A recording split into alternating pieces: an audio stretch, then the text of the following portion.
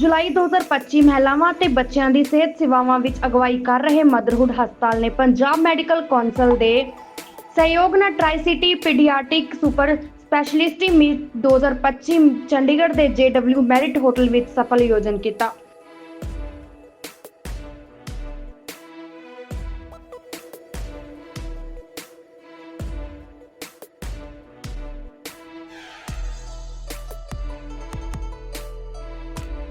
सोनी है। मैं न्यूनेटोलॉजिस्ट मतलब बिल्कुल छोटे बच्चों की डॉक्टर हूँ मदरहुड चैतन्य हॉस्पिटल सेक्टर 44 में।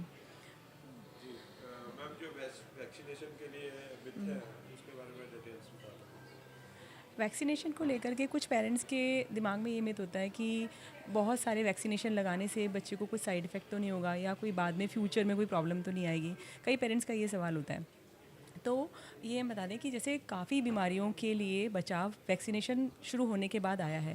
जैसे आप पहले सुनते थे कि चेचक की बीमारी पहले होती थी, वो अब इरेडिकेट हो चुकी है, तो वो वैक्सीनेशन की वजह से हुई है।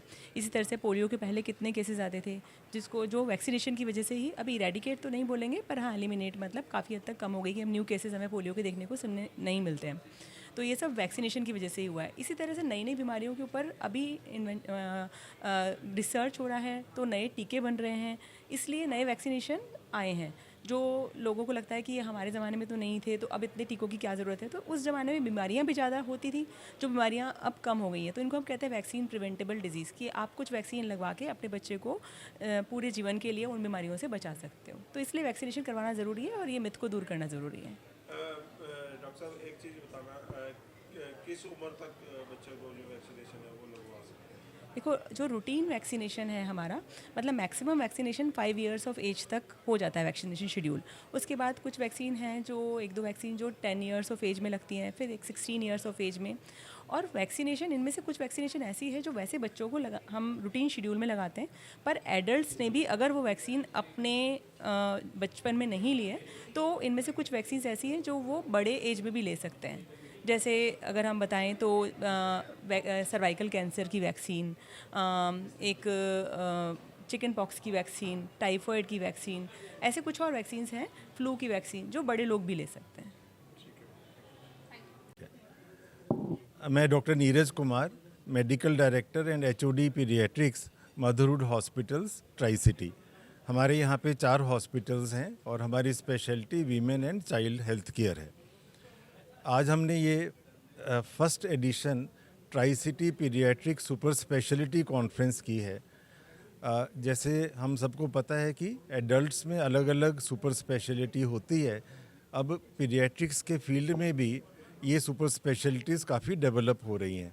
चाहे वो बच्चों के न्यूरोलॉजी की प्रॉब्लम्स हैं, कार्डियोलॉजी की हैं और बाकी लिवर की, GI ट्रैक्ट की, तो ये अभी सारी बहुत डेवलप हो रही हैं। और एक जनरल प्रैक्टिशनर जो जनरल पीडियाट्रिशियन है, उसके लिए ये सारी डेवलपमेंट्स को नॉलेज रखना और उसको अपने पेशेंट्स के लिए यूज़ करना बड़ा मुश्किल हो जाता है। तो हमारा इस कॉन्फ्रेंस का एम ये है कि जो सुपर स्पेशलिस्ट हैं वो अपने एक्सपीरियंस से जो डेवलपमेंट्स हुई हैं उसके बारे में सिंपल लैंग्वेज में पेशेंट की केयर कैसे बेटर कर सकते हैं वो जनरल पीडियाट्रिशियंस को बताएं। तो इसमें हमारा एक पैनल है जो न्यूरोलॉजी प्रॉब्लम्स को डिस्कस करेगा, एक है जो बच्चों के इंटेंसिव केयर ICU को डिस्कस करेगा, एक इन्फेक्शंस को डिस्कस करेगा और एक वैक्सीनेशन के बारे में डिस्कस करेगा।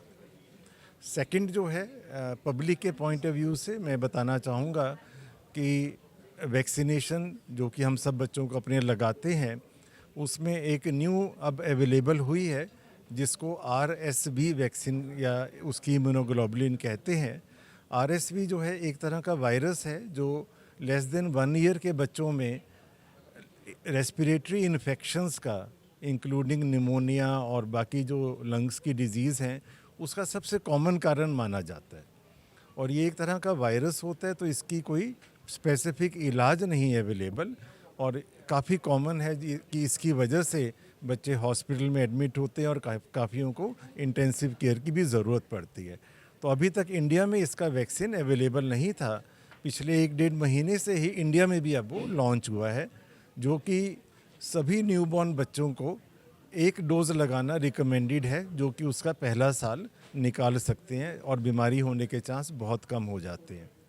और सेकंड जो एक पैनल ने हमारा डिस्कस किया वो ये कि हम लोग देख रहे हैं कि आजकल जो हर घरों में पेट्स होने काफ़ी कॉमन हो गए हैं। जैसे हमें पता है कि डॉग्स को, कैट्स को रखना कॉमन हो गया है, और हम सब के पास एटलीस्ट प्राइवेट सेक्टर में पेट्स की बाइट के बहुत सारे पेशेंट्स आते हैं। तो अब क्या होता है, जब वो आते हैं पेशेंट, तो हमें दो तरह के इंजेक्शन लगाने होते हैं। एक जो उस जगह पे जहाँ पे चोट लगी है, और दूसरा जो बाकी 5 इंजेक्शन का कोर्स होता है। तो हम सब ने ये डिस्कस किया कि जैसे बाकी वैक्सीन्स हम प्रिवेंटिव लगाते हैं, तो पब्लिक को एटलीस्ट जो पेट्स रख रहे हैं अपने घरों में, उनको रेबीज़ का भी प्रिवेंटिव लगवाना चाहिए।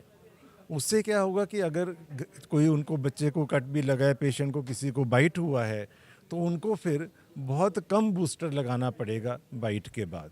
तो एक ये इम्पॉर्टेंट मैसेज मैं देना चाहूँगा कम्युनिटी में भी। अगर हम देखें कि लास्ट 2 डिकेड्स में तो काफ़ी ज़मीन आसमान का फ़र्क है। जो निक्कू केयर में, इनफैक्ट पिक्कू केयर में भी सर्वाइवल्स काफ़ी बेटर हो गए हैं। जो एक इंटैक्ट सर्वाइवल की बात करते हैं हम कि हाँ, बच्चा अगर सर्वाइव करे तो उसमें कोई लॉन्ग टर्म डिसेबिलिटीज़ ना हो, वो काफ़ी हद तक रिज़ल्ट्स बेटर हुए हैं। नई टेक्नोलॉजीज़ हैं, नई वेंटिलेशंस हैं, नए इक्विपमेंट्स हैं, नई नॉलेज है। Knowledge obviously adds on to आपके सर्वाइवल रेट्स को और लॉन्ग टर्म सर्वाइवल को और लॉन्ग टर्म डिसेबिलिटी प्रिवेंशन को इफ़ेक्ट करता है। तो आज की डेट में लास्ट 1 डिकेड में काफ़ी बेटर हो गई है ये neonatal care, and even paediatric ICU care is much better now.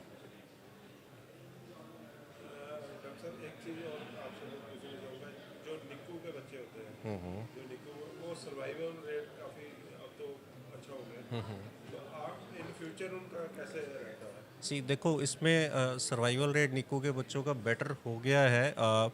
इसमें एक चीज़ इम्पॉर्टेंट याद रखने वाली है कि ये जो अगर बेटर न्यूनेटल आईसीयू है, उनमें सर्वाइवल रेट का काफ़ी फ़र्क पड़ा है। जिनमें बहुत अच्छी प्रैक्टिसेस फॉलो होती हैं, इन्फेक्शन कंट्रोल्स होते हैं, इक्विपमेंट्स बेटर हैं, तो उनमें लास्ट 1 डिकेड या उससे ज़्यादा में काफ़ी डिफरेंस आ गया। आजकल हम बात सर्वाइवल के साथ साथ हम इंटैक्ट सर्वाइवल की करते हैं। इंटैक्ट सर्वाइवल का मतलब है कि बच्चा की किसी की लाइफ बचती है तो वो कोई उसको डिसेबिलिटी ना हो, कोई लॉन्ग टर्म डिसेबिलिटीज़ ना हो। आज की डेट में अगर बहुत छोटे बच्चे भी पैदा होते हैं, कोई 26 हफ्ते, 27 हफ्ते, 28 हफ्ते, इनका सर्वाइवल भी आम हो गया है ना। सो ऐसे में what we have seen is कि इंटैक्ट सर्वाइवल के चांसेस काफ़ी हद तक काफ़ी इम्प्रूव हो गए हैं। मोर देन 90% बच्चे बिल्कुल ठीक ठाक बड़े होते हैं। वी हैव सीन 500 ग्राम के बच्चे, 600 ग्राम के बच्चे, 800 ग्राम के बच्चे, they are doing very well in life, बहुत अच्छा कर रहे हैं, पढ़ाई में अच्छा करते हैं, कोई लॉन्ग टर्म डिसेबिलिटीज़ नहीं है। Their IQs are quite okay, in fact काफ़ी तेज़ होते हैं, काफ़ी ब्रिलियंट होते हैं कई बच्चे। So overall there is lot of difference in last 1 decade. मेरा नाम डॉक्टर आशीष धार्मिक है। I am newborn and pediatric surgeon and I am practising in tri city for almost 20 years now.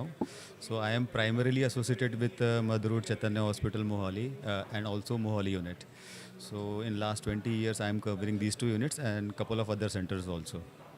और डॉक्टर साहब, अभी आपने एक 15 साल के बच्चे का केस जो है internal Yes, yes. How rare is that was a success rate? See, Hindi में मैल रोटेशन एक इंटेस्टाइन का प्लेसमेंट का एबनॉर्मलिटी है, जिसमें कि इंटेस्टाइन की प्लेसमेंट नॉर्मल की जगह एबनॉर्मल प्लेस हो जाती है, and it is not a very rare deformity, but I would say 1 in 2000.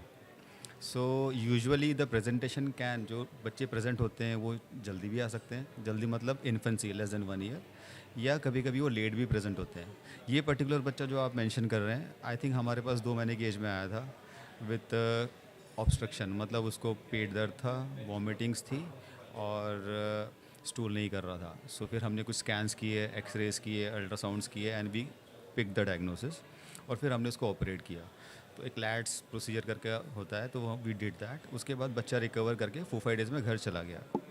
And to our surprise, the child came after so many years, मतलब almost 15 years, when he was 15 now, with pain abdomen and vomiting. पेट दर्द था, vomiting थी, and we got the x-rays done. तो उसमें obstruction हो गया था. Obstruction because any जो भी बच्चा किसी भी प्रॉब्लम के लिए, whether it is surgical, any surgical issues के लिए ऑपरेट होता है, सो अंदर भी स्कारिंग हो जाती है. जैसे बाहर आपको कट लगता है तो स्कार्स होते हैं, वैसे अंदर भी स्कारिंग होती है, तो जाले बन जाते हैं. उसको एडिजन्स बोलते हैं. समटाइम्स द एडिजन्स आर, कभी कभी वो बिल्कुल सॉफ्ट होते हैं, they don't cause any problems, but कभी कभी वो डेंस हो जाते हैं, तो then they can cause problem. तो इस बच्चे में थी थोड़ी सी इश्यूज़, तो we had to operate and there were lot of adhesions. वो बेसिकली रिएक्शन होती है बॉडी की एक, तो उसको हमें रिलीज़ करना पड़ा. And there was particular section जहाँ पे वो बहुत ज़्यादा किंकिंग हो रही थी, नैरोइंग हो गई थी, तो फिर हमें इसको काट के जोड़ना भी पड़ा. But the child recovered, now he is in, मतलब अपना स्टडीज़ कर रहा है. सर जैसे वो बच्चे को आपने पहले ऑपरेट किया था, सो दोबारा से किस रीजंस की वजह से उसको सेम प्रॉब्लम हुई, कोई symptoms? The problem is not same. नहीं, प्रॉब्लम सेम नहीं है. द प्राइमरी प्रॉब्लम तो करेक्ट हो गई है. जैसे मैंने आपको समझाया कि देर आर 10 डिफरेंट रीजंस जिसकी वजह से कोई भी बच्चा ऑपरेट हो सकता है, but adhesions is common to all. वो हर बच्चे के लिए अगर मान लो for an number of reasons babies operate होंगे, बट जो एडिजन्स हैं फॉर एनी एब्डोमेन सर्जरी, कोई भी एब्डोमेन सर्जरी के लिए एडिजन्स है, it is a common factor for all the surgeries. तो इसमें वो चीज़ थी.